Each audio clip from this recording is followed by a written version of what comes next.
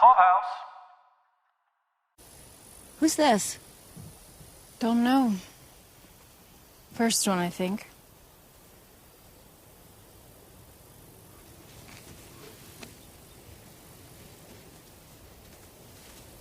Family's been here that long. And it was my family's before it was theirs. Yeah. My son.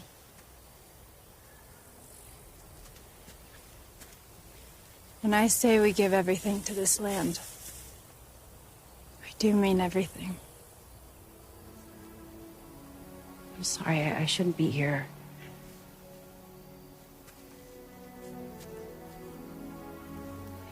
If your goal is knowing John Dutton, then this is exactly where he should be.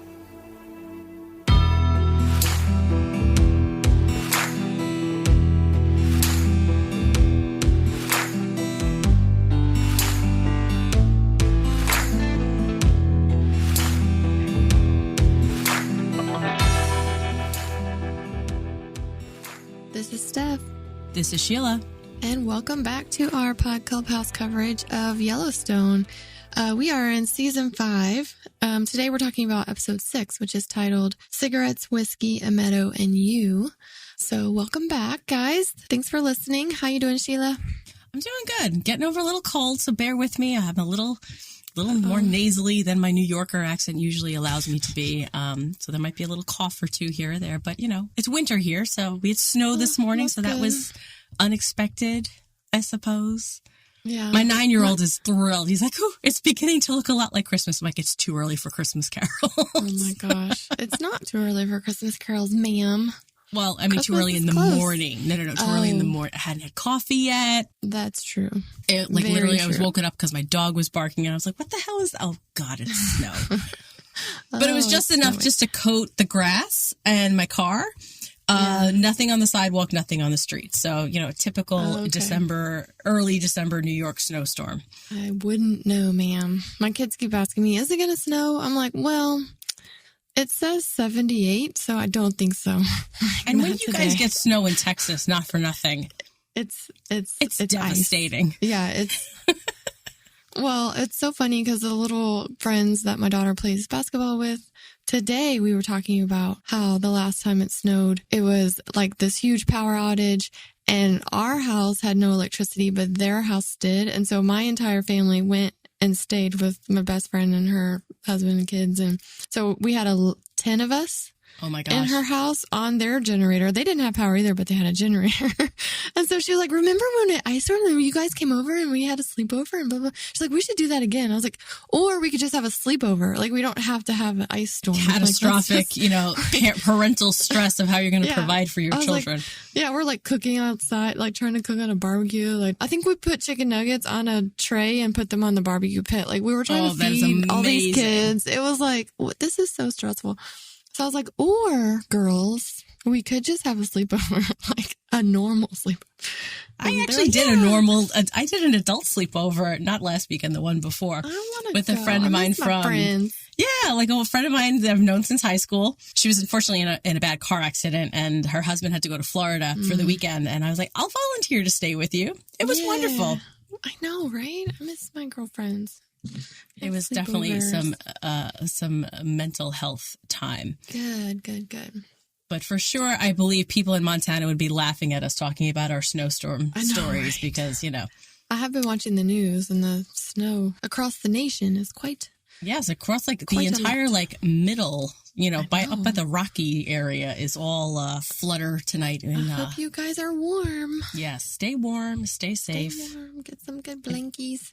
So what did you think of our weekly episode? Do you really want to know what I thought? I thought it was better than last week's, but not by much. Even when you said that you were watching it, I was like, you should be falling asleep in about 3, 2, 1. Yeah. It was late at night, but yeah. It was late at night, but also, I don't know. I don't know if this is doing a whole lot for me in terms of moving things forward. I know. This one did move things forward a little bit. Still, I felt a lot of filler, a lot of things that I really could have done without dog shooting trigger warning. Oh my gosh. Definitely could have done without that. The animal death toll this season is a little too much for me. I don't really care about the human death toll, but the animals are so jaded. We're like, don't shoot the dog. People, it's okay. Well, I mean, a couple episodes, we had the catastrophic accident with John's horse. Yes, I know. The dog, it really did upset me. I was like, what? No. Seeing one was enough. Seeing multiple... It really did annoy me. I really did out loud, like, what? No, stop. Oh my God. Right. And then like you and I watched this episode multiple times getting ready for it. And I was just like, I just had to like pull away and avert my eyes. Like, oh, my eyes. How could you do that? But it's just the sound as well. Like, I know they're going for realism, but like there's certain things that my heart just can't take. And this season between the dead baby. Oh my gosh. And the dead horse, and now the dead dogs. I'm like, okay, I'm back to my notion of what's with all the death. Like, why is all the death swirling around John? I don't know. I have a lot of questions about this episode. It's a good thing I have you to talk to about it. Yeah, exactly. But I don't know what's in store for this season. Like, I can't see where the big fight is coming from. Sarah from Market Equities, she's got something up her sleeve. Beth, I'm a little concerned about and what she's going to be doing. There's things about this season that I don't like in particular. And I'm thinking because a couple episodes ago, I was saying, like, what am I not liking about this season? And so far, I really feel that Jimmy is a big hole in the plot line because I feel like he did so much to try to prove to himself that he could be a cowboy. And I think the bunkhouse banter around his abilities, inabilities, whatever it came down to, it gave the show a lot of heart. And I feel like it's missing that.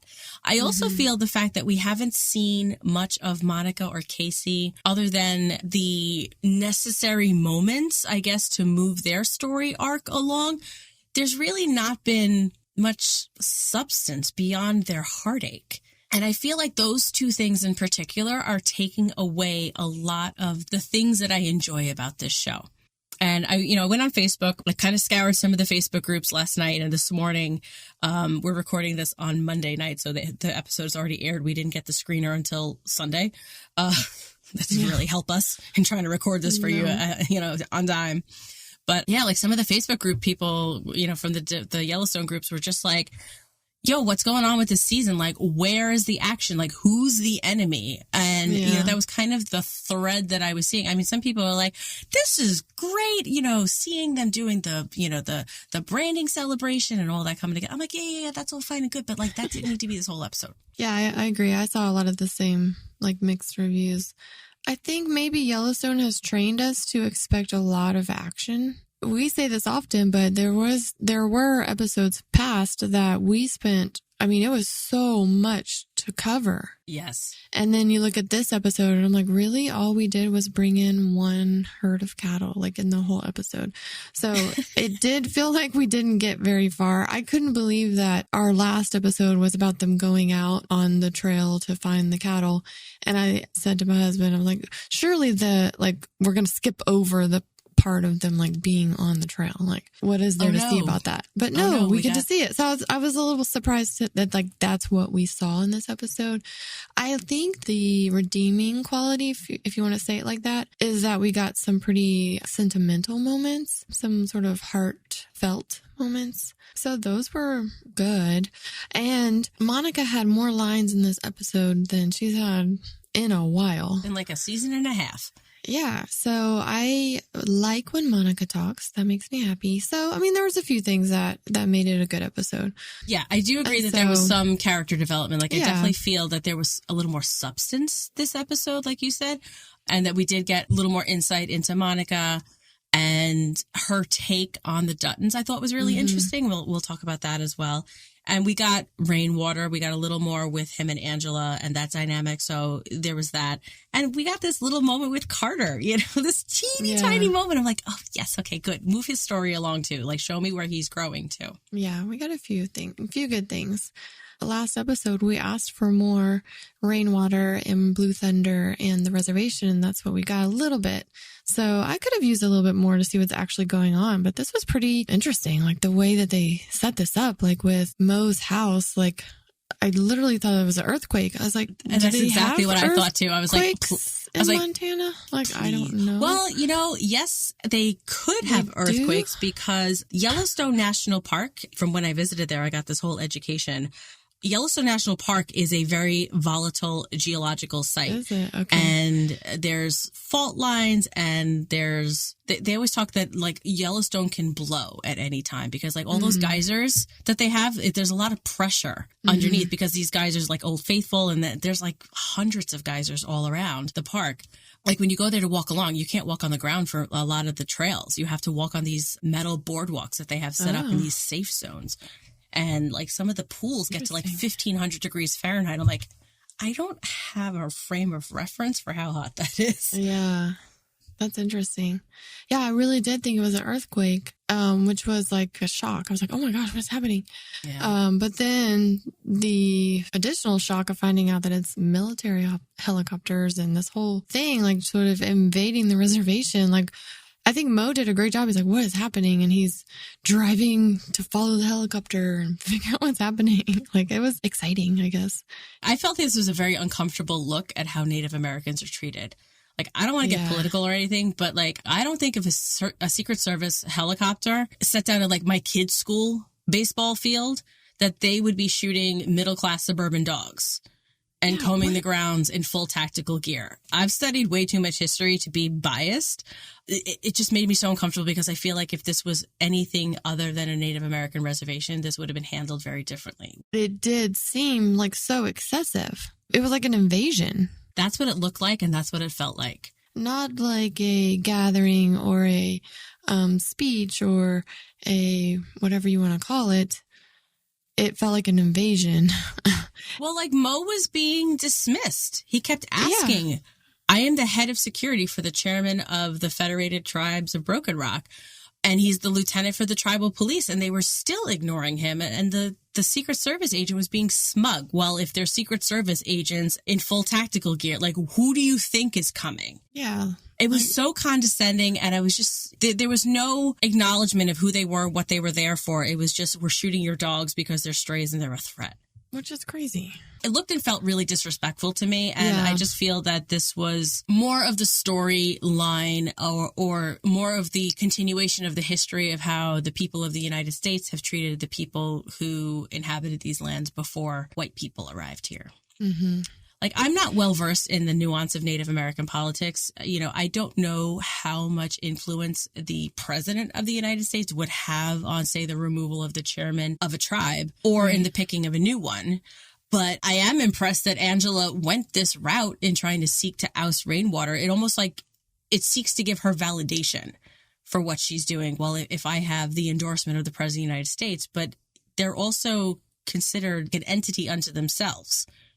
Like, I don't know if you noticed, like, Mo's license plate, it actually said, like, tribe of, Broken Rock, and Montana was in, like, the top right corner. But then, like, why would Angela have that event orchestrated like that as well? Like, why would she? Well, I think it's also to make Rainwater appear weak and not in touch with his people. I feel like it was a very calculated move on her part. Like the setup of it, though. Yeah, absolutely. Like the helicopters coming in. That's what you mean? Like she did that on purpose? Well, all of it. I feel like her inviting the president to this event at the tribe behind Rainwater's back is very underhanded of her. And I just meant like the setup of it, and like we were just discussing like how they approached it and not answering Mo. Like was that Angela's doing? I don't think so. I don't know. I don't think so. That's where I feel like, I don't want to get political, but I just feel like that's more of how the American government would treat a Native American situation, that they would just, Right. Okay. Shoot their dogs and, not seek to, find out if they're pets and see their collars. Of course, she very calculated in setting this up and surprising Rainwater with it. Him saying like, well, you don't have authority to do this. And she's basically like, I don't care. I thought it was very like savvy of Rainwater to pick his chin up, straighten his jacket, and go up there and let them throw mud, as he put it. So I think he handled that as he always does. But he has a lot of poise and grace when it comes to these types of situations. He's not easily ruffled. Yeah, and I like that about him, But, a couple of episodes ago, you and I had said that the council we had seen in prior seasons had been active, I guess, with Rainwater in discussions about the tribe and tribal matters. And we hadn't really seen much of that. And you and I had said a couple of episodes back that, it might be time for the council to kind of reappear. Mm-hmm. Initially you and I were thinking like, well, maybe Angela wants a seat for herself. And then we saw her with the protester, Martin. So, we wanted to give ourselves a little pat on the back for saying that the council was going to ruffle their feathers and come back in. But this was a really good way for Rainwater to reassert himself, I guess, in a way. He was smart in saying to Mo that his absence would speak more than his presence, right? So, if he was absent, then it would be like he really isn't not in touch with his people and, missing probably the biggest event in his tenure. It's really interesting, sort of the opposite way that John handles that as the governor. The president's coming, Well, actually, that was going to be my question. Yeah, so go for it. Yeah. Yeah, Rainwater is like, okay, well, he's not endorsing me. That's fine. I'm still going to stand here with my chin held high, showing my people that I'm showing up for them. And John is just like, fuck it, who cares? I don't care. Well, this was very interesting because Rainwater kind of slags Obama, saying that he visited the Standing Rock tribe 2 years before he ended up putting a pipeline right through there, saying that the president of the United States doesn't see them. So he's dismissing out of hand that the president's endorsement of the chairman's role having any weight whatsoever. So, he's trying to remind Angela of, I guess, tribal politics, that American politics don't really play a role. But he sees the optics of it correctly, that he does need to be he does need to play the game if he wants to stay in the game. Right, whereas John, this was my question, like, what does this say about John and his role, that one, is he being taken seriously as a governor if the president of the United States is visiting Helena and he's not aware of it, that his senator has to tell him about it? Yeah. And what is the event in Helena that Linnell mentions that John has no idea about? I mean, Clara seems to obviously have her finger on the pulse of what he needs to be aware of. Well, I'm sure she tried to tell him. She probably did try to tell him, but I feel like, I don't know if John necessarily is being taken seriously if the president would be coming to any part of your state, even if you're coming to a reservation that is a confederated nation, an island unto itself within Montana. But still, I feel like there would be a phone call saying, hey, Mr. Dutton, President blah, blah, blah, whoever the president's going to be. I'm going to go with President Whitmore because I love Independence Day and I hope it's Bill Pullman. He's got the best presidential speech in the history of movies, I say. But I mean, it just makes me wonder, like, is John being seen as a serious governor or a serious player in the political field if the president of the United States is coming and he's being told about it from a second or third party, if you want to call it that? Because I mean, I would say Linnell's kind of like outside of his field of vision, really. Yeah. I think on John's like core level, he's not holding up his end of the bargain as becoming governor. And, as people have mentioned throughout these episodes, he ran on the campaign of just ending the airport. So he has said he doesn't care about anything else. And now he is showing that he doesn't care about anything else. He's not showing up to anything that matters to anybody else. That's not going to last long. Like, that's not going to fly for very long with lots of constituents and lots of senators or whoever, representatives of the state, of all of the commissions and things that have to happen within a state, when this guy is just like, I don't care, I'm going fishing. Right, I have to brand my cattle. That's not going to work. And like you're saying, so especially if the president's showing up and you're not going to go try to get a minute to plead your case for your state, for whatever needs to happen, for, hey, can I tell you about this? Or, it's, if you're not even going to try, that's not the kind of governor I want. And also it brings me back to the fact that Rainwater had asked for this meeting with John a couple episodes ago, and it hasn't happened. And now in between the chairman of the Broken Rock tribe having a meeting with his governor, you now have a presidential visit in between. It just sends such a wrong message.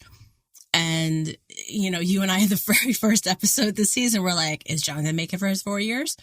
I still don't think that's going to happen. I think there's going to, well, you know, I don't this think episode. Yeah. Yeah. I mean, there's a lot in this episode that tells me that he's just really not in this for the long haul whatsoever. What did you think of the news report recapping what was happening with John, with the governor, and saying like, oh, this cowboy passed away? And then they were like sort of admiring him for the way he handled it, that he's exactly where he should be, I think is what she said. So I was surprised to see that he was sort of redeemed in the media.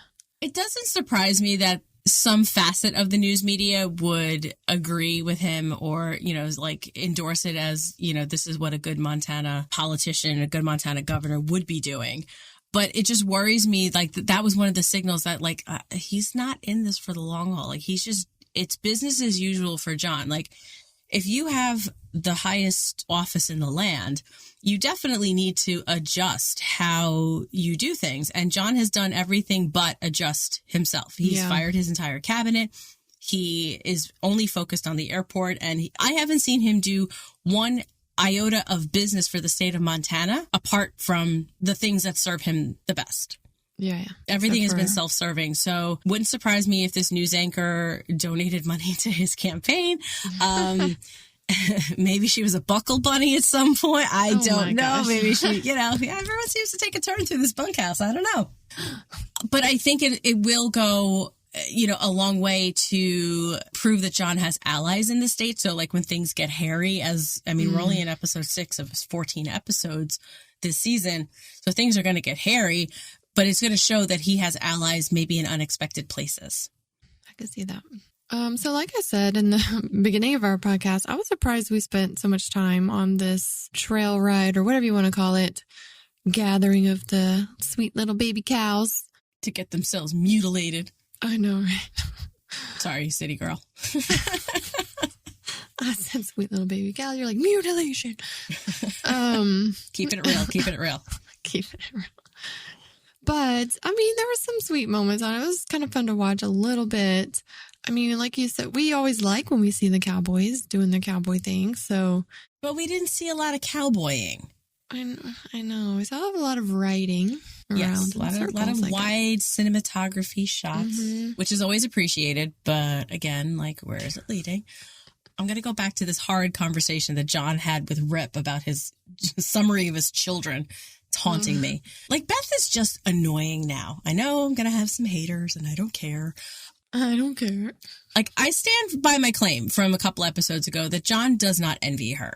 She irritates him. He wants to level set her on why they fight for the ranch, you know, so hard as they do, and just take a moment to appreciate its not often seen wonders. And she's asking about vodka.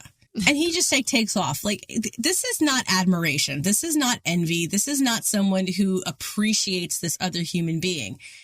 Her very being, her very core, it irritates him. So I don't agree with John when he says out loud that he envies Beth. I don't know if he's paying Rip lip service by having said that in some effort to make Rip feel more secure, because we had talked about that too, that Rip maybe feels a little, you know, kind of dangling on a hook right now because there's just so much in limbo for him and so many unknowns and so many questions. And Rip has this, you know, foreboding feeling that the ranch is going to be lost because John is looking elsewhere, you know, and distracted. I feel like his motivation for saying that was just about her character trait of not giving a shit what anybody else thinks, you know? Like, I think that's where he was at with that comment. But I agree with you on this take in this scene where he's just like annoyed with her. It's like that person that just always has to have a comment. Like, you say something and then they go, well, yeah, but. Right. And you're like, do you have to comment on every single thing? Like, can't you just say, like, yeah, cool? Like, if Beth was on social media, Beth would be the one arguing with every single person who has a different opinion than her. Yeah. And I'm not sorry. Her character arc this season in particular is just grating. Where in episodes and seasons past, like when she's doing her thing, shredding a Beck in her conference room office, when she's, you know, dressing down Jan Jenkins over a drink, that's when Beth is good. But Beth sabotaging her own family and Beth sabotaging her own sanity, And we've seen this time and time again this season where she's haunted by dreams of the past and memories of the past and things like that. She is like a pimple ready to pop. Like I don't have a better analogy. She's like, she's a volcano ready to blow is really what it comes down to, because she's wound so tight that she's got nowhere to go but out. Yeah. Rip is doing his best to kind of try to, talk her back and, bring her to this beautiful meadow and stuff like that. But You're still annoyed with her, like even in the meadow? Yeah, because she's like, sunsets are overrated. Like the poor man just wants to sit and watch a sunset. I did like that he was like, shut the fuck up. Yeah. But even then she has to like goad him and, like you just told your wife to shut the fuck up. And, meanwhile, he brought her vodka, he brought her cigarettes and all the things that she was craving. She can't do the one thing that the people that love her want to do. Like it has to all be about her. And it's like, okay, can we just fly in someone like this in your life, Sheila? I'm feeling some like... No, it's just, I'm fed up with her. Like, It's so old and they've done nothing to move her along except keep winding her tighter and tighter and tighter. Maybe I do know somebody like this in my life, but it's just like, I haven't identified who that person is. Right. But it's just like, I don't see where this is going and it's not serving anything other than to make me think that this is driving a wedge between Beth and her family. Like, I'm wondering if this conversation that they're having in the meadow, like I don't know if I'm reading too much into it. Or like, I don't want to get your take on sort of like what I was mulling over. So a couple episodes ago, one of the listeners of our podcast had posed this notion. I think it was after episode 1 that, Rip was really kind of reading the signals and was worried about like his future. Cause like he quote unquote really doesn't exist in the real world. Mm-hmm. So I haven't really let go of that notion because like you and I had talked about it, but we didn't quite get to that level. Right? Like we had danced around it, but we didn't like say that that's where his discomfort lied. Like if the ranch falls, like what becomes of Rip? Like obviously he'll be with Beth, but if he doesn't legally exist, it's going to be hard for him to feel useful. And like Beth feels just so fed up with all of this, with the ranch, with John, with Summer, now that dynamic, she's just like, she's had it up to her eyeballs. And then whatever the explosion that's coming with Jamie, I'm not sure what her move is here, but like all her talk about her being isolated and being in the, the meadow with what was the title of this episode? Cigarettes and whiskey and you. Well, the title said Meadow and You, but yeah. Right. So, but all of this talk about her being isolated and, not needing to talk to anybody and not needing, much basically. Is this the writer's way of signaling to us that there's going to be some sort of like fracture? And this is kind of what I wanted to kind of pose to you and see what you thought about it. I was thinking a little bit along the lines that these interactions, that as grating as Beth is with her family, I think like just this process of her going on this trail ride, roundup, whatever it is, and like her falling asleep. And I think Rip is softening her in these scenes. So I don't think you're wrong. Like you are pointing out the correct assessment of what she is saying and doing. But I think as a scene, she's coming off as like a softer person. I think because Rip is like interacting with her in that way. Like I took it more as like, oh, that's so sweet. And he did the sweet thing. And like they're leaning together on the tree. And like, yeah, she's still being a smart ass. But like, I didn't quite see it as her like just still having to get the last word in. But maybe he has that soft side of her. This was the scene where I thought like there was some good character development between these two. Like we're seeing her softer side. And like you said, Rip is changing her a little bit. I don't think Beth of yesteryear would have gone on this ride. No. 2 days in her chaps and, on horseback without her whiskey and cigarettes. It's like sweet that he thought of her and brought the things that she needed. And no, that was self-preservation. He knew that she was going to be in the DTs. Girl. Okay, it's romantic comedy. No, I'm just kidding. No, he was being, I don't know. No, that is very sweet. I'm just being cynical. I know. Cynical Sheila, she's back. She's back. She's never far away. Okay, so you're saying maybe Beth and Rip together are going to separate off from the family, or that... Well, I feel like it's Beth kind of against the Duttons at this point. Like, I feel like she's not comfortable in the house. Like, so last episode, she said that you can't leave me in this dungeon. She's talking about her house. Yeah. And she's obviously triggered when she's there. Okay, and then you're saying she wants to be alone with him, like, and that she'd be happy, like, alone with him. That she'd be happier okay, with just him, like, away from the ranch, away from John, really, because he's a reminder of her past, right? He's the closest link to her mother, and her mother is a very triggering subject for her, and she gets very upset, and we just saw that just very recently. So I don't know. This to me is like a foreshadowing of maybe some sort of a fracture in the family and I don't know, maybe her going schizo over Jamie's baby is a really good way to fracture yourself from the family. I don't know. Well, this, like we said before, this is not a family. So, oh yeah, exactly. You know, if her and Rip broke off and Casey and Monica broke off and like, okay, that all checks out because this is not a family. One thing I did want to mention is that I came across a Facebook comment from someone who had screenshotted the scene from 1883 where Tim McGraw was laying against the tree with his daughter and how Rip was laying against the tree with Beth, and that they thought maybe that was the same meadow that they had found. Like, I don't know if that matters to anything, but I just thought that might be interesting. Like, wouldn't that be kind of really cool if it was? Because Rip said he found it. He, like, came across it when she said she wanted this, like, place all to themselves. Oh, that's interesting. So I thought, oh my gosh, like, wouldn't that be so cool if that was?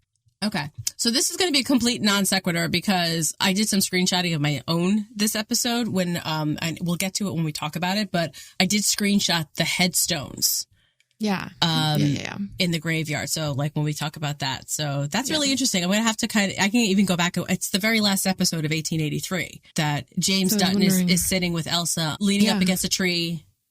I thought that was where he ended up, spoiler for 1883, where he ends up burying her.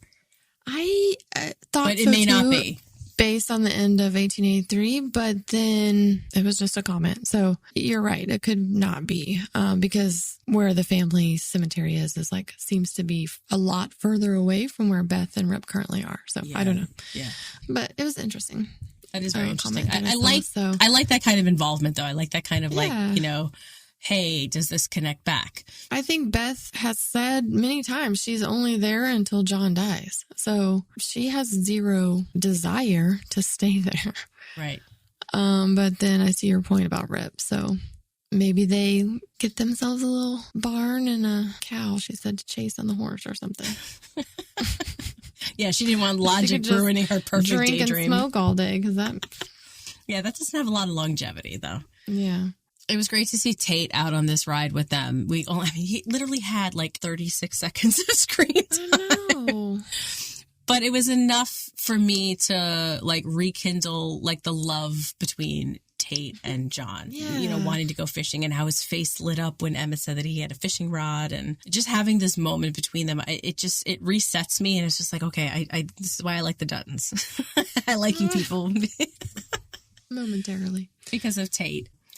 And even just when Summer is like looking through the house, she sees a picture of Tate and John, and I believe they're fishing. So I like that connection that like this is like something special between them. I know. We were really liking all of those scenes with Tate. There was a lot there for a while where like season 2, there was a lot of time together. Yeah.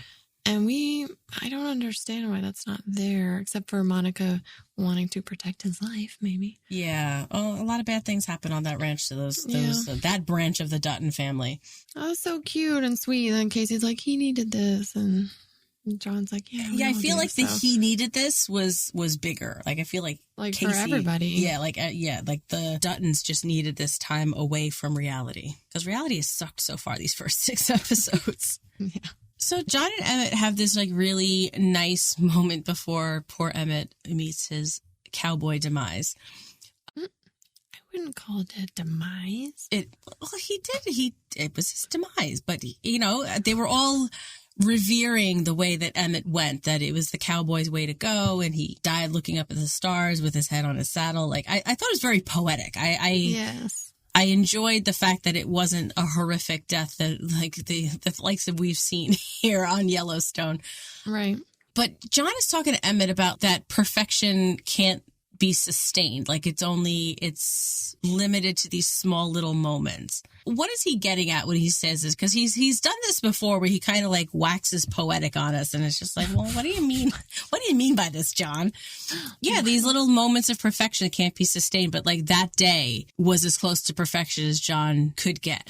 I don't know. I'm not going to use the word profound exactly, but I like when he says these things. And it's like, if you stop and think about it, saying that is such like something that we all need to know and remember, that perfection only lives in little moments. Like it's not achievable.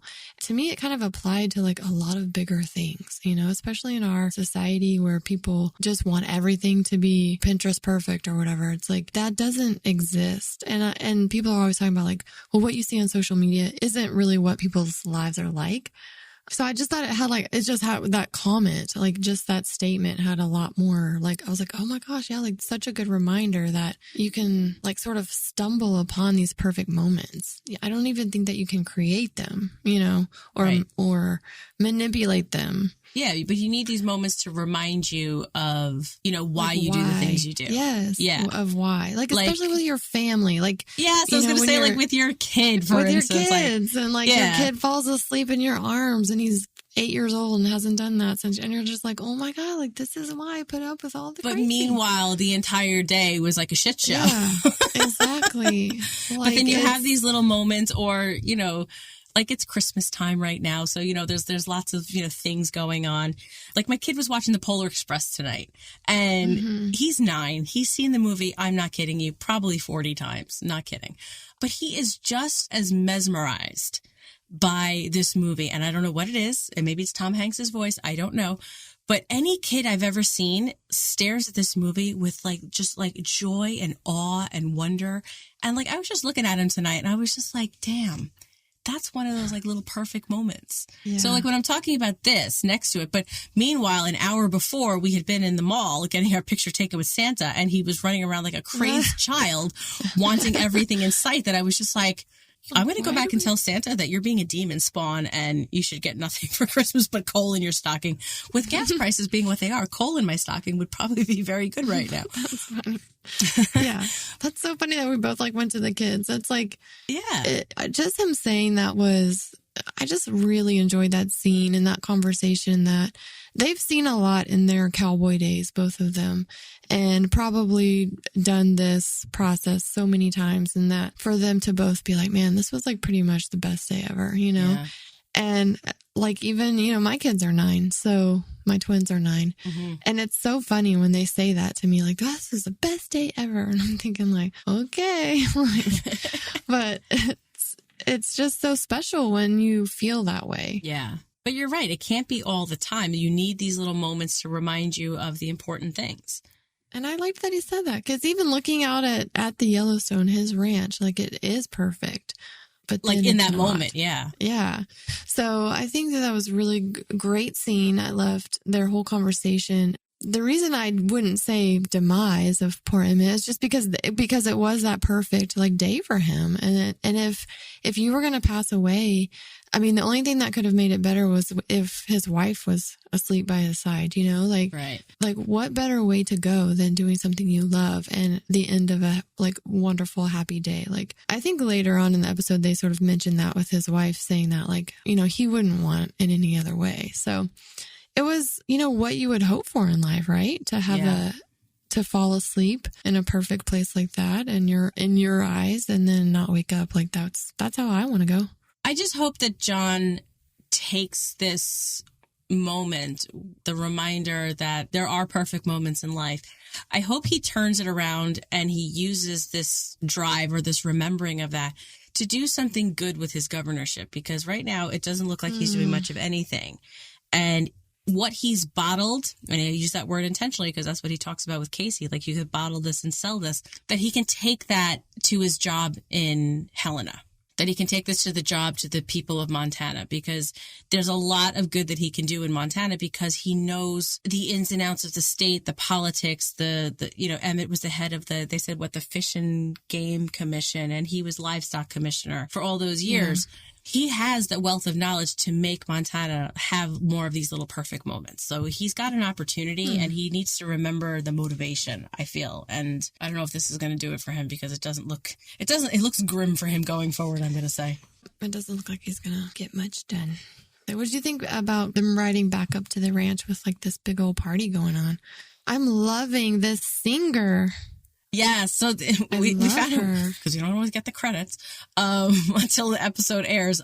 So yeah, Lainey Wilson's back as Abby. So good. The songs that they picked for her this episode to sing were just fire. They were so good. That song, the Watermelon Moonshine, I was like, what is the song? Who is she? Where can I find it? Yes. I need it on my playlist. I want it on repeat because her voice has like this, like, I don't know, like it has like this rasp to it, but it's beautiful. Sexy and feminine. Because usually raspy, we're like me right now, this is raspy. This is not good. I'm so jealous of anyone who can sing. Like, what a awesome gift. Yeah, I mean, just so because awesome. I don't sing well doesn't mean that I don't sing. Oh, I do sing I do lot. sing. I don't sing well. Right, same. That's funny. It's me and my car and my kid. You know, that's about it. But I'll sing too. And then, girl, made me happy when Ryan Bingham got back up on stage. I saw that because I watched the episode before you. I was like, oh, she's going to be happy. I'm so excited. He's coming to Fort Worth, Texas in February, I believe. And tickets are so expensive. And I'm so bummed because I just can't. General admission. Like, I can't bring myself to spend money like that on a concert. I don't know. I just can't. I don't know why. I don't know which artist it would take for me to spend the kind of money, but every artist I want to go see, and then I look at the price and I'm like, no, I just can't. Listen, I don't know why. Last season, Ryan Bingham's people reached out to us and we got a case of ranch water, a couple of cases of ranch water and some swag. So maybe, maybe the happy gods of Yellowstone and ranch water and Ryan Bingham can make your dreams come true. I love you. Can I please come to Fort Worth, please? I'm putting it out to the universe because you can manifest what you want by putting it out there. Yeah. I just want to go to a concert.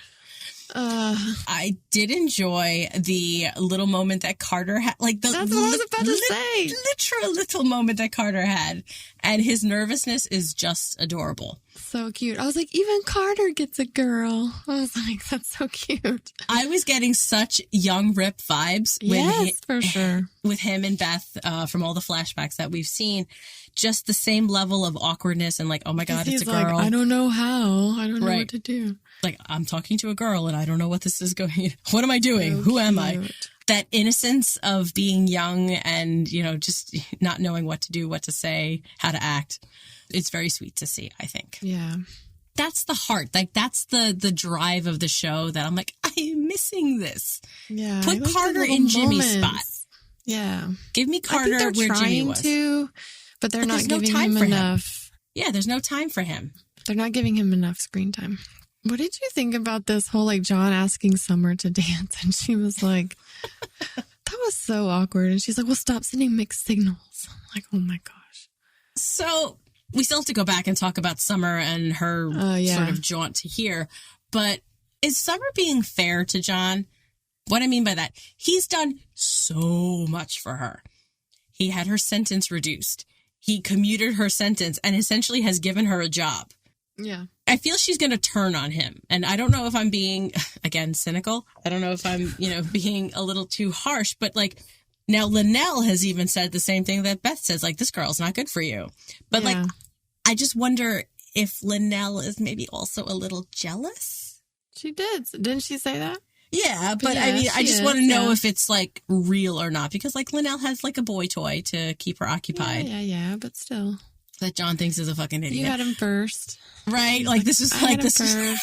Who is this? I plowed that field first. I'm sorry. No, please take that. That was terrible. No, that was awful. Oh my gosh. I just wonder if Summer is being fair to him because, like I said, he's done a lot for her and she's ungrateful. Yeah, she's just being no. Is that being a woman? Is that being fair? I just mean that she's in his bed in last season, and then now she's like, no, I don't want to dance with you. It's just a lot. You know what I mean? She's gonna be. I feel she's being childish. She's being pouty. I can't eat the potato, so I'm not gonna dance with you. I can't eat a potato. Sorry, that was mean. She sure as hell can't peel a potato either. What the heck was that? Oh, please. I mean, it looked like she was murdering that potato. I was like, have you never peeled a potato before in your life? I thought she was going to cut off her thumb. Like, I thought that was going to be part of the scene. Like, that's how bad it was. I was like, what are you doing? Anyways, random. Squirrel. No, but I mean, like, I just wonder because, like, I feel like John is accustomed to, like, the old boys club of, like, you do me a solid favor and, you know, I'll pay you. I got your back, you know, when you need it. Like with the judge when he was, you know, asking for the reduced sentence and got the reduced sentence. You know, even when he was making deals with Rainwater and even Dan Jenkins from way back. You know, it's like all this gentlemanly handshakes, like, I'm going to do right by you. But I feel like Summer is like a different vegan. Like, I can't really call her an animal because, you know, she doesn't do that. Sorry, that wasn't even remotely funny. No, not remotely funny. Sorry. It was kind of. No, that was terrible. Like, just moving on. Although I was surprised that Summer allowed Monica to put honey on her cut because, like, super hardcore vegans don't even do honey. So, well, she didn't ingest it technically. No, but I mean, like, technically, using like animal products. Yeah, yes. Like a vegan won't wear leather, you know. So there's like, you know, sort of a code. But even honey to some vegans is Maybe not. She's learned her lesson not to. Yeah, rock the boat a little. Like rock the boat. These people are just going to do what they got to do. These Duttons. Yeah. It just makes me wonder though, like if John is like in over his head with her because she doesn't ascribe to, you know, his way of doing things. Like, you know, you do me a favor, I got you back. I think it's going to be a bumpy road for Summer and John. Like to find a way to either work together or not. Like whatever happens, it's not going to go smoothly. And like, what mixed signals is he sending her? I mean, I may be missing the mixed signals. I just thought it was funny that she said that because that's like, he didn't text her back or something, you know? So it's like, oh. Childish. It's like a teenage thing. You don't like me today. Yeah, it's essentially what it is. Are you mad at me? No. No. Okay. All right, fine. There are no potatoes, so I'm not going to dance with you. Yeah. All right, let me talk to you about Summer a little bit. So if she's trying to like learn about John and looking at photos, what is this going to tell her about him? So looking at his family photos and she sees, you know, I think she sees Evelyn Dutton in one of the photos.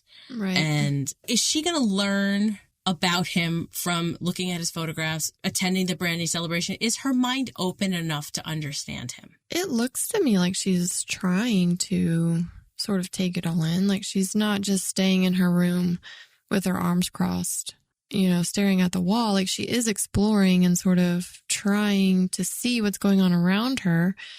To me, that seems somewhat open-minded. Anytime you get to know someone, even just a little bit about their past or their family or what they used to do for work, or I don't know, it just helps you to understand them in a different way. There's a lot of examples of people in your life that you've like not necessarily liked them upon meeting them and then later have learned something about them or had one of those sort of like perfect moment conversations with them where you end up in this deep moment and then you're like, okay, I see you completely differently now. Like I see a whole different side of you. I think that happens a lot with, I mean, to me it does. I don't know. I don't feel like I'm judged. I don't mean that I'm like judging people. I just mean that every time I find out something like a little bit more personal about someone, it makes me like them more. It informs your opinion better. Yes, it forms my opinion better of maybe something you said in the past or maybe something you did in the past. And like now that I know this about you, I'm like, oh, okay. Like maybe you understand their motivation or something. Yes. Yeah. So I do think that this is helpful. I do think that she is sort of exploring it and seeing that his family has been there for that long. Maybe, okay, that's why he's so passionate about keeping this land. Or maybe seeing how many people it brings together for this branding or what, you know, like how many people are involved in this and that it's like a community and like, okay, maybe I can understand that differently. Like, I do think that seeing all of these different things are little pieces to the puzzle. I don't know that it would ultimately change her mind. Yeah, I don't know if it's going to change her mind, but I think you're on the right path. I think that her taking the time to look to John's past, his immediate past of his photographs of his children when they were younger, him with his wife, and also, you know, taking a walk around the ranch is chapter 17 of like the Dutton, you know, the Dutton story. But her finding the graveyard, I think that was maybe a little bit of a turning point for her when she said, like, gosh, they've been here that long, when she's looking at the headstones. I think that's more to informing her opinion a little bit more about John, knowing that this is serious business for him because it's so many generations back. But I don't know if it's going to, I agree with you. I don't think it's going to change her opinion, but I think she's a little more willing to see that they have a side and it's maybe not as evil or as sinister or as animal hating as she thought, right? So like that was her initial motivation and trying to get things changed.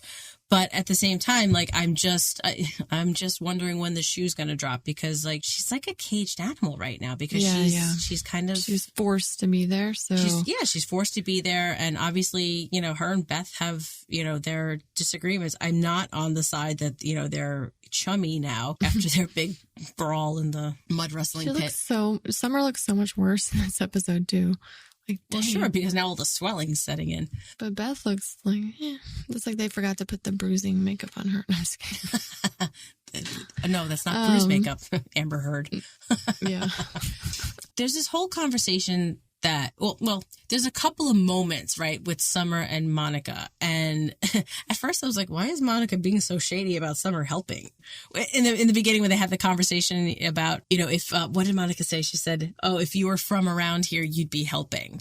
Yeah. Like, I felt like that was like super shady. And then it's just, and like, oh, we've been introduced. Like, there was just a lot of shade. And I was just like, okay, this isn't going a long way to helping Summer feel welcome. But I also feel that then Monica in the graveyard was a different person. Like, she had a very different take on everything. She was a little more open. I was surprised that she defended the Duttons the way she did. You know, she's always been on the defense when it comes to the Duttons, their land ownership. But here she was defending Beth, even saying that, you know, the land looked the same as it did 100 years ago. I feel like that's a compliment in this show right now. Mm-hmm. I mean, she got her dig in, but it didn't have the teeth that the first interaction had. What did you think about that conversation in the graveyard with Monica and Summer? I think that Monica is like just trying to help her also understand the Duttons. And she has to sort of defend them a little bit because she is part of the family. Like, I think Monica and Casey moving off the ranch has done a lot for Monica and them, like just being able to sort of coexist with her family. You know, she wants to still be a part of it, but maybe not, you know, the part of it. So I think her conversation around preserving the land as it is and that cities are the opposite of doing that. That's why, and I thought that was interesting when she said cities defy nature, which is why they crumble. And she's like, this will still be here in 1,000 years, you know? So it's like, she is just maybe not defending the Duttons as much as she's defending what they're doing, which is trying to preserve the land. Like their way of life. Yeah. So I don't know that she's necessarily defending John Dutton. I think she's saying, like, this is why we want it like this. Like, your city that you're going to build here isn't going to do anything. It's going to crumble and fall. Yeah, I thought it was interesting what she said about storms in nature. Mm-hmm. Yeah, you know, it all has its, like, it has a purpose, right? So the lightning storm that starts the forest fire has a cleansing effect. And then the blizzard that comes in the winter has a protecting effect. It's a cycle. It's a life cycle. And this notion it's there that for a reason, what happens here is natural and what happens in a city like this is devastating. This can withstand nature because it is very close to what it looked like when her family lived there. Yeah. Although I did kind of raise an eyebrow when Monica said that she wasn't a threat to the ranch. I don't know, maybe I'm too much of a conspiracy theorist here, but she is in a position to influence Rainwater, right? So he's made it his goal from episode 1, season 1, to get that land back. And now, you know, Angela Blue Thunder with her evil villain twisting mustache style is out to do the same. But I feel like Monica is in a unique position because she, like, while they're not like sort of like on the ins with the Duttons to like know, like, you know, the sort of day-to-day politics, but if she needed to, she could be what Rainwater would need her to be, like a conduit for information. I just don't think she would. I think her heart's not in it. I think her heart is more set on protecting her family. But it was just like, like you've been seen as an outsider. Sheila. I know I am very cynical, but I'm also just, I'm trying to get a read on who they're fighting this season. Yeah. You know, like I'm kind of like, I'm trying to create like little inroads to see like little like ant trails to see like where these are going to go. But at the same time, like I just find it interesting that Monica, up until this point, has said that she's felt like an outsider. But there's been things that you say, like Beth in particular, has done to defend her that makes her feel like more of an affinity towards them. But I also feel it's kind of like the sibling dynamic, whereas like you and I can fight as siblings. But if anybody else comes and touches us, we're going to unite to fight them. I feel like Monica is now understanding that she is part of this family, and she does have this role where she has the heritage and the history that the land belonged to her family prior. Right. But now it also belongs to her family current. Wouldn't it be amazing if John Dutton took the time to notice that and have these discussions with Monica and learn and apply those to his dealings with Rainwater? Wouldn't that be something? Right. And like, I feel like this moment between Monica and Summer was like one of those little like perfect moments that John was referencing. Because I feel like it gave Monica a moment to reflect on her position in the family and how she feels about them now that this outsider is here and asking questions, and also giving Summer this moment to be like, oh, this is 6 generations back, 7 generations if you include Tate, right? And then she sees the 7th generation grave of young John Dutton, right? So I feel like this was one of those like perfect little moments. Yeah, I think it did a lot for moving this storyline with Summer along, because I think she learned a lot in that moment. Right. And this was one of those little moments that I said earlier, like there was rich character development here. Yeah. And I feel like having Monica say those words out loud, I'm like, okay, you have come a long way. And I'm talking to the Monica haters out there. There's too many of them. There's why people hate her. I love her. Well, that's why I actually had to mute some of the Facebook groups about Yellowstone, because I'm like, I can't listen to people being very close-minded about a character without kind of trying to see all sides of it. There's a lot of Monica hate out there. You guys can go find it yourself. You guys. Yes. No. She's a complicated character, and I don't feel that she's been in the fandom given as much respect as she kind of deserves. I agree. There's my soapbox. I'm stepping down. Wow. So I want to talk really quick before we move on to Jamie. I tried hard to see the headstones as she was walking by them. I definitely saw the one that she knelt down first was Our Father, and it said J. Dutton. So I'm going with James Dutton from 1883. Then down the line, there was in the middle, it looked like E. Dutton, which I took to be Elsa Dutton, because there was an 1883 that you can kind of make out pretty easily on there. And then there was Margaret Dutton, and her death year is blanked out. So I don't know if this is sort of like a way to bring us to the 1923 show, which is premiering next week. So it'll be interesting to see how they tie 1883 into 1923, because it's basically a generation. Well, kind of 2 generations. It's like 40 years. It's 40 years. So there's numbers. There's time in between there. But I do hope that we get some sort of closure on what happened with the 1883 Duttons. But yeah, it was hard to see the headstones, and I feel like part of the set design was intentional to make it hard to see those headstones. Oh, for sure, yeah. I was screenshotting it as I went. Yeah, everybody was. Well, who did that say? What year was it? Yeah. The only one we have left to talk about is Jamie, right? Jamie, yes. Okay. All right, I'm really trying to sort out what happened here. I am calling BS on every word that came out of Sarah's mouth before that shower, up until she said, well, I'm going to say up until she said that 4 years is too long to wait. She was not looking at him for most of that conversation. I think it's so funny because it seems like the first thing I always notice about Jamie is that he always looks a little bit scared. Like he's just so like that apprehensive. Is such a perfect he's scared. But he's like staring at her as if she's like some sort of alien. And she's like, what are you looking at, weirdo? But he's like, he's not wrong. He's like, what are you doing here? Like, I don't understand. And I think that's totally valid thing for him to say. And of course, she's like, how could you question my motives? How could I not? So this was it was just lip service, like she had to say like, oh, how could you think that about me? Like, it couldn't possibly be because you're tall, dark, and handsome. Like, no, girl.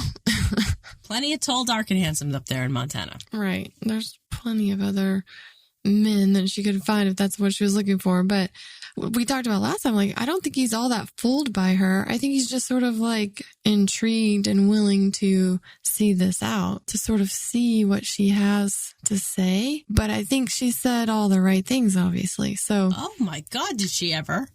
And so easily. And yet here we are. It's like almost cliche. Like, of course. And he's like, oh, wait, I could be governor. Why are you governor? I mean, come on, Jamie. Like, and he sits up taller in the bed and, you know, his ego is stroked just enough to... I mean, we just said this. It's like he's loyal and he's going to do what the Duttons want until somebody dangles a better carrot, and he's going to try that. And here we are again. Same thing. It's almost the same storyline again and again. I feel like he's primed now to have an even bigger fall with this talk of governorship of Montana and having the backing of a multi-billion-dollar corporation, or however much market equities is worth right now. I don't know.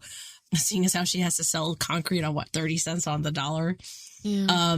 But, you know, she's stroking his ego by saying, you know, he's got the skills, you know, that he engineered that lease and now they have no legal recourse. Like, she knows all the buttons to hit. Yeah. It's almost like they've done a psych profile on him and they figured out like his weakness, and she figured it out. She goes like, I'm going to start with him. And, you know, she's mocking John's progress stops with me slogan, but having the backing of market equities because they backed his opponent and there was only, you know, it wasn't a very wide margin that John won by. So, you know, this is playing to all the things that Jamie is insecure about. He's insecure about his role in the Dutton family. He's insecure about his position there and his future. You know, he's very worried because, you know, John shut him down the very, you know, first episode of this season. You could get elected, but then what? You know, so she's pumping him full of enough air that he could probably, you know, fly off into space at this point. And who knows what mayhem he could, you know, I'm being 100% serious. Like, what kind of mayhem could he get up to now? But I'm always like, Christina's in the background. So we always see him sort of like flub it up, right? Though, like he has all these, you know, oh, I'm going to do this or that. For dramatic effect, like, do you want to see him actually overtake the governorship, though? Like, do you want to see him rise to the occasion and like actually do what he wants to do, or are you expecting another disastrous outcome? I'm expecting the disastrous outcome because he's his own worst enemy. When he starts to aspire to anything, his family comes in and clips his wings. Well, somehow they always find out about it. If Beth here, you know, as soon as anything happens, Beth's going to come storming in and throw a baseball at his head. And, you know, like he's going to crumble again. But it just makes me wonder, like, what damage is he going to leave in the warpath? And does he survive it? I mean, I keep coming back to this theme. Like, there's a lot of death swirling around John. Like, does Jamie survive another treachery? Another treasonous act against the king, right? Yep. I'm using all of the things that Jamie's father, had said to him. Yeah, like, you killed the king, said. Right? But I also don't see Jamie being one to fall on his sword again. I don't know if he can go back to being the sniveling. That's what I'm kind of saying. Like, I kind of hope not. Like, I kind of hope, not that I hope it works out for him, but I hope that he like has some sort of stance and some sort of power.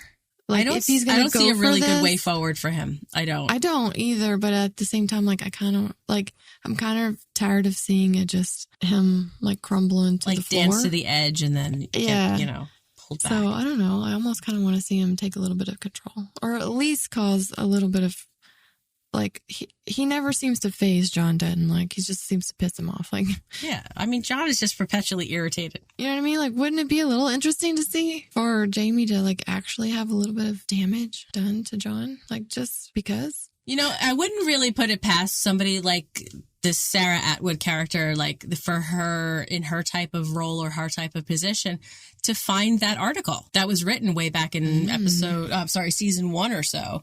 Maybe that dirty laundry gets aired and there's the fallout from it. If the train station is found, you know, there's a lot of things that could come out. Like, I feel like she's cunning enough that she could hack a reporter's laptop or something like that. I don't know. I just don't see Jamie being able to survive this. And, you know, there's this trailer that we see for next week. So if you don't want to be spoiled, mute us now, talking about impeachable offenses. Like, I don't see John and Jamie surviving. It's going to be like an either or. One's going to survive the political landscape, and I don't think one is going to. And I don't think it's Jamie at this point. Like literally survive. No, I'm not saying they're going to kill off a Dutton. Okay. But I just don't think that he's going to survive the political realm. Let's put it that way. I don't think that you can have John and Jamie both remaining in office. I'll restate that. You don't have Jamie and John remaining in office together, both of them. That's my bold prediction. That's your take. Yeah. But also with this trailer too, my ears perked up. I don't know if your ears perked up. Beth said John's business plan was going to be the end of us. Same words as Casey's. She's been saying that, yeah. But she said the same words as Casey's vision. Yeah. Oh, okay. Oh. Ooh. Because she said the end of us. I was like, hello, Vision. You're back. Yeah. And they're talking about like something like, being on the hook for $4 billion for the state. So there's things afoot. That was interesting. I want to hear what that's about. I think Sarah, she knew what to do. She knew what to say. And we knew Jamie would fall for it. And he did. He's like putty in her hands, quite literally. Yep. So. But it's part of his cunning as well. Like, this is where, we come back to Jamie's complex. He was cunning enough to say to her, like, what's the deal here? I know my strengths and I know what kind of woman I can get, and you're out of my league. He was like, I know what kind of man I am. But this is also his insecurity. It's that seesaw that he has. He has this cunning, and he's very smart, but he's also tripping over his own feet because he can't, and unsure. And, yes, because he's been browbeat for 45 years or whatever it's been. It's not a good day for Jamie, I don't think, coming up. I mean, it was a good day in the shower. Oh yeah, well, his day started off great, but I don't know how his day's going to end after that. Exactly. Well, as always, I can't wait to see what happens next. I know. Well, I'm hoping that, next episode will be the halfway point of the season. So I'm hoping that things start to pick up steam, that we've had enough rich character development, and we're going to have a little bit more of the action that we've become accustomed to with the Yellowstone episodes. So I'm excited. Some things start to fall out. Yeah, I need to see some fallout. Agreed. So I'm actually excited for next week for two reasons. One, we get to see what the storyline is continuing for this season, but also next week is the premiere of 1923, the next installment in the Dutton lore. So it's going to air. This is confusing, so pay attention. It's going to air on Paramount Network right after Yellowstone. Episodes going forward are going to only be on Paramount Plus. So Yellowstone will continue to be on the Paramount Network. 1923 will be on Paramount Plus. Okay. Sounds good. So our pals Caroline and Mike at Pod Clubhouse will be covering 1923. So if you're subscribed to this podcast, you will get their take on the newest installment of Yellowstone lore. Yeah. So we hope you enjoy this podcast. You listen in on theirs, and you comment, and you rate, review, and subscribe. We really appreciate you guys being here, and we can't wait to talk to you next time. Sounds like a plan. This is Steph. And this is Sheila. Thank you for listening. This has been an original Pod Clubhouse production. Pod Clubhouse is a podcast network dedicated to encouraging collaboration among podcasters and friends to bring a fresh voice and diverse perspective on a wide array of content. Please visit and leave a comment for us at podclubhouse.com. Rate, review, and subscribe to our podcast feeds on Apple Podcasts. Follow us on Twitter, Instagram, and Facebook. You can find us at Pod Clubhouse. Our DMs are always open, and we'd love to hear from you.